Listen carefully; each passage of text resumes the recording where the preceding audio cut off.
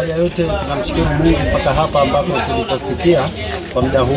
Tayari kama tulivyozungumza mwanzo, tulikuwa tuna timu 8 ambao ni Boys, Tiger FC, Jotan, Atlanta, Iceland, Kisiwani, Chamanzi Youth pamoja na King Clubs. Lakini tayari 4 zimeshatoka, lakini 4 bado zipo katika mchakato wa kugombania nusu fainali ili tuweze kupata ipi fainali, mshindi wa kwanza na mshindi wa pili. Kwa hiyo baadhi ya timu hizo tayari zimeshatoka na tunazishukuru kwa kazi kubwa na nzuri ambao waliofanya pamoja na ushirikiano walioonesha, na hii ndio kama tulivyosema, dhumuni letu ni kuungana na kuwa wamoja katika michezo. Lakini baadhi ya timu ambazo kwamba tayari zimeshatoka, basi wapo makocha wao na kapteni zao, labda niwape fursa na nafasi hii kuweza kujieleza hapa mmoja mmoja kwa ufupi, ili tuone vipi tulipofikia lengo letu. Labda nianze na kocha hapa, karibu. Kwa majina anaitwa Mohamed Abdalla, kocha wa Voice. Binafsi nimeshukuru, lakini pia nimefurahi kuona vijana wameenjoy zaidi.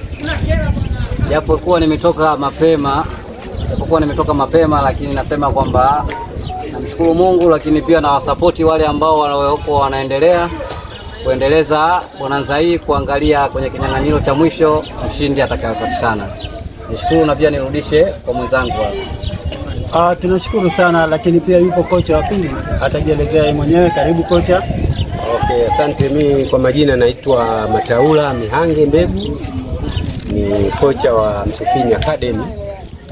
Kwanza kabisa tunamshukuru Mwenyezi Mungu ambaye ametuwezesha leo kufika mahali hapa na kushiriki katika bonanza hili ambalo tulifanya. Pia nawapongeza viongozi ambao walifikiria lengo na kuplani hili bonanza, sababu malengo kabisa ni vijana wapate nafasi ya kucheza, vijana wakuze talanta zao, na sisi walimu tuweza kukutana na kutambuana. Mimi nashukuru sana kwa matokeo, ingawa mpira una matokeo, lakini sisi kama academy kwetu sisi matokeo sio sana, ila tunapenda vijana wetu wacheze, wapate kuboresha vipaji vyao. Ila tu najaribu kutoa ushauri wangu kwamba bonanza lingineo likiwepo, basi wanaoandaa bonanza wawe makini katika kuangalia umri. Kama utakwenda umri labda under 15, basi iwe under 15 kweli, ili mradi bonanza lifanye. Baada ya kusema haya, nawashukuru sana na nawapongeza. Tunamshukuru kocha kama alivyozungumza, na tunahakikisha kwamba tutafanyia kazi yale yote aliyotupa na tumeyapokea.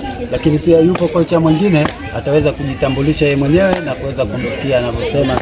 Karibu kocha. Asante. Kwa majina anaitwa Ali Juma Kitana, ni kocha wa Iceland FC.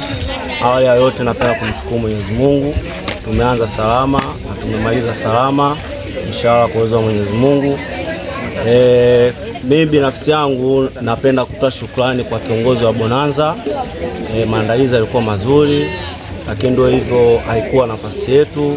Inshallah tutajipanga kwa wakati mwingine, Mungu akitujalia tutakuja pia kushiriki.